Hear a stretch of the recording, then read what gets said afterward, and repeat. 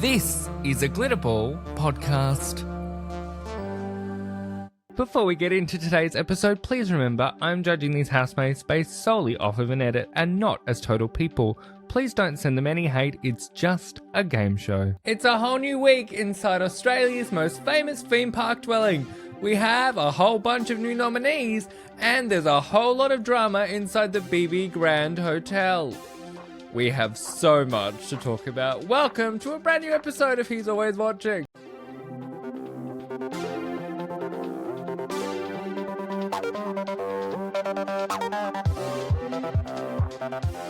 From Glitterball, this is He's Always Watching, a Big Brother podcast.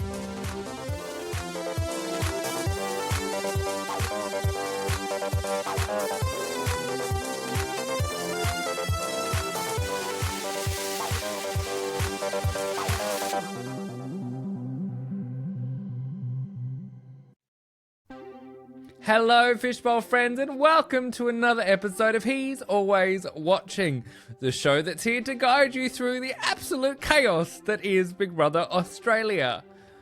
Oh my goodness, what a few days it has been inside Australia's most famous theme park dwelling. My good grief. We've seen a whole new batch of nominations, we have a new head housemate, and everything's gone to hell in a handbasket in the BB Grand Hotel task. We are going to unpack it all, don't you worry, but let's start with the headline news of our new set of nominations. Now, I have to be honest, the nominations themselves, more generally speaking, weren't that thrilling to me, aside from the Vinny of it all, which I'm a bit like, you could read this on the wall so quick and blink that it's that obvious. But everybody else, I'm like, no, this makes sense. Of course, Holly was going to be up because of all that she did last week. Connor, I think, is just generally grating on people, so that also doesn't surprise me. And then, of course, you had our saved nominee, Abiola. All that sleeping would make me nominate her as well. I like her, but, like, be there and absorb the experience. So I completely understand why she was nominated.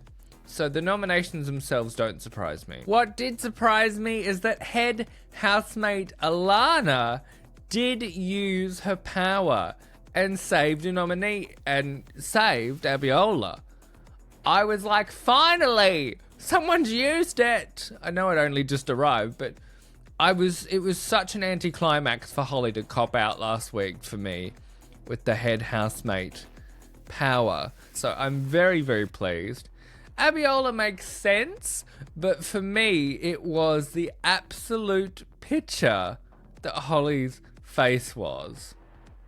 I don't think there is anything in this house that will not make her pressed in some way, shape, or form.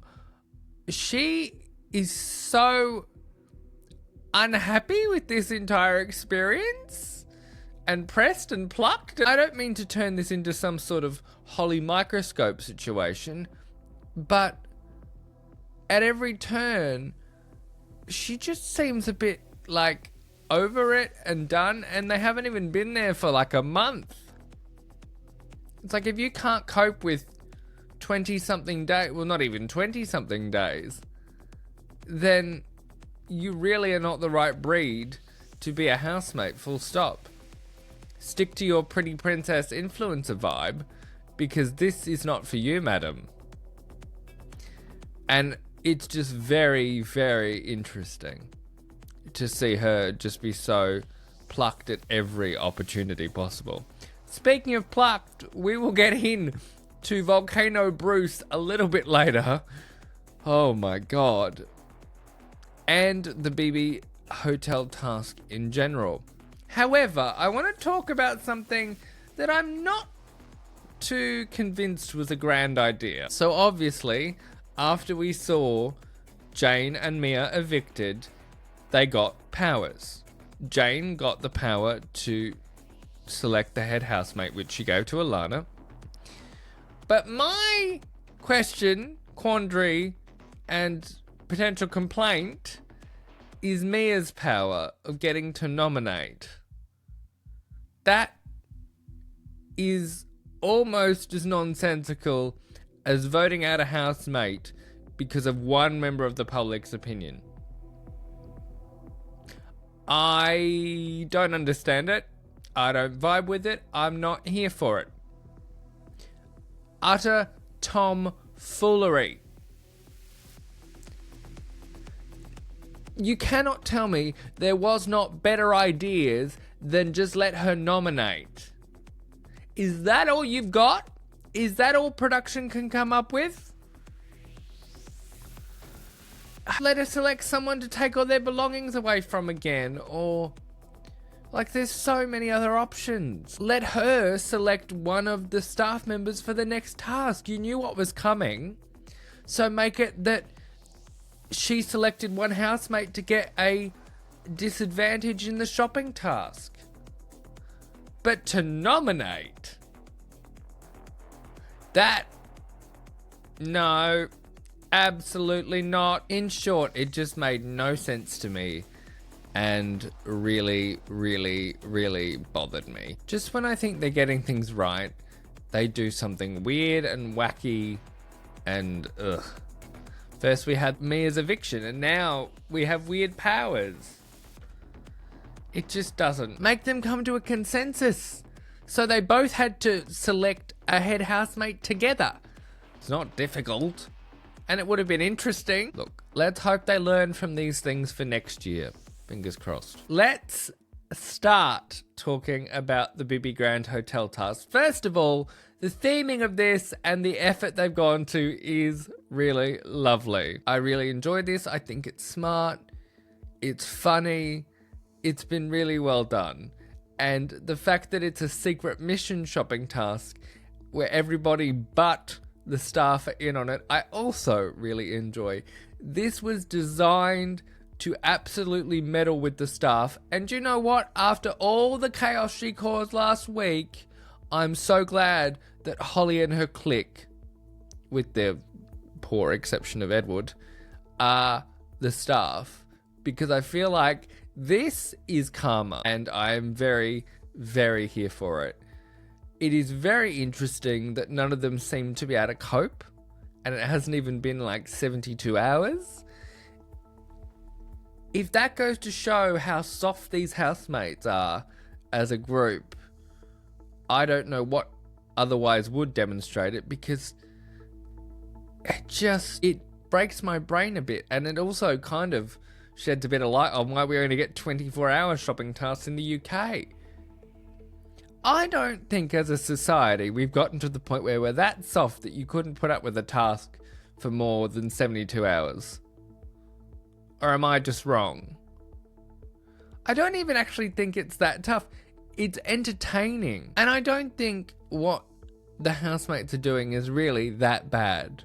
They could be pushing it a lot further and they're not.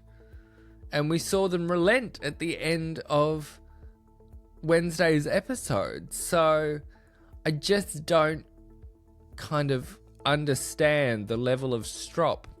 And yes, we're not in there, we're not living in this confined environment and stuck to Big Brother's rules, but shopping tasks used to carry on for almost all of a week back in the day. And have we just gotten that soft as a society that from a welfare perspective now you can't do it? And I think this task in particular would be a great thing to have had for an entire week, because then you could do different things with it across the days, and that would be really cool. But no, that is not happening. However, after the break, we're going to get into all the relationship drama that is going on in that house. We're going to unpack Volcano Holly and Volcano Bruce, the fallout from Coco, and the fallout from Colin. We will be back right after this break. Welcome back, Fishbowl friends. It is time to keep talking about the BB Grand Hotel task. And you know what? Say what you like about this task being generally unlikable online, and I have to agree to some extent. They have really delivered the drama in the last few days, so credit where credit is due as always. The drama has been delivered. The buttons have been pressed, And oh boy, have the fireworks gone off. I am particularly shocked at how Bruce has exploded. And from what I've heard, it was even worse on the live stream. So we're getting the tamed down version in the Daily Show. And I'm like, oh dear. This is not good. I understand they're under pressure and they're unhappy because they haven't been able to eat like they would normally or sleep without the lights off. But this is a task. And given the way the housemates have treated food in that house, I'm surprised they're so willingly wanting to give up on a shopping task.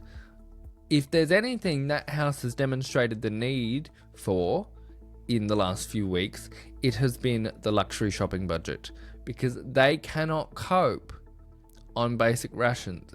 That has been made abundantly clear by their selfish food choices. So the fact that they were all willing to collectively give it up is really quite shocking to me. And I tell you what this has also shown me is that none of our housemates should ever get a job in customer service. They will not cope. Holly, I'm not surprised by. Coco, I feel like Coco is the most tamped down of all of our frustrated staff. Coco is handling this very gracefully, but I think that's because her kids are watching, so she is trying to put a good example forward for them. And for that, I have to applaud her, because it would be a challenge, especially when you've got all the other staff around you kicking off. And I found the disintegration of her and Bruce's relationship in the last 24 hours to be quite eye-opening. And I actually genuinely felt for Coco, because I feel like she was kind of confronting a lot of her past dating trauma from what she said in the diary room head on. And that has to be very confronting. So I really do applaud her for doing what is best for her. And I really do hope that Bruce can kind of reflect once this task is over, and maybe this is a room for growth moment for Bruce, because he kind of let his ass hang out a little bit. He calmed down after they ate the food and drank the drinks, but you could just see the anger still seeping out of him. And I'm like, sir, I think you need some anger management, because no, absolutely not. Holly just needs to go back to Princess Hollyland and be done with it, because I'm just done with her. And then Colin, the Colin situation of it all, again, this just shows that they are not compatible. Ed is correct in that it just needs to end, because it's not going to have legs on the outside. She's going to get swept up by some sort of celebrity, billionaire, athlete, something that is not Colin. What does a 21-year-old have to offer her when she dated Usain Bolt, for God's sake? You know what I mean? So it's not going to have legs on the outside. So just kill it now like some sort of deranged cockroach and move on. You're not compatible, and I don't think they have any chance on the outside. And this spat just further proved it. Colin was trying to do something reasonable and be like, just calm down. It is just a task. Obviously, I'm really, really excited and curious to see how the staff housemates react when they find out that this is all a ruse, and that to win the luxury shopping budget, their housemates had to be guests from hell. I hope they take it well, but it is kind of brilliant, and I'm really excited to see them reveal it. Even though it's obviously heavily manufactured drama, it is really interesting to see these housemates under pressure, and the fact that they can't cope. Not a snowflake's chance in hell of coping. I am hooked in to see how this ends, because this has to be potentially the best task of the series. So well done to the task team. This has been an absolute success, and has given us some of the best television of this entire run, in my opinion. And I think it's what actually needed to happen to shake these housemates up, because I feel like they were getting a little too comfy-wumpy, and I feel like this has just gone bang into the house, if that makes sense. So I'm very, very here for it. To give you my eviction prediction for the week, I think we're in for another double. I think much like last week, we're going to be told it's a double at the very last minute. I think Holly's time is up. I know she's got followers that will probably save her, but it makes the most sense. She doesn't really have that much more to give, especially if it's the end of Colin and Holly.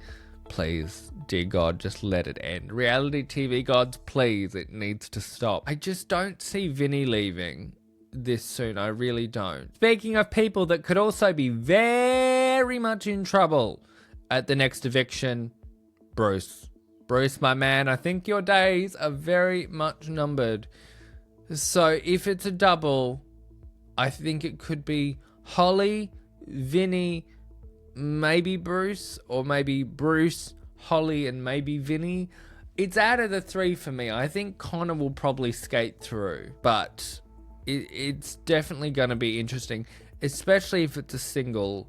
I don't think it'll be a triple, although they could do a triple at the last minute, and then maybe Vinny's the only one that survives. Maybe it's Holly, Connor, and Bruce, and only Vinny survives. I mean, they pulled a double out of the hat out of nowhere on us, so who knows what we could end up with on Sunday. But fear not, because I will be here to unpack it all in your eviction debrief episode that will drop on Monday. But thanks for being here. If you've enjoyed this episode, please remember to rate, review, and share the podcast with a friend, because those ratings and reviews do really help the algorithm, and I would just be eternally grateful. I will see you again very, very soon to unpack our next housemate dominoes to fall, and whatever else Big Brother throws at these housemates after the BB Grand Hotel task. In the meantime, remember, Big Brother's not the only one who's always watching.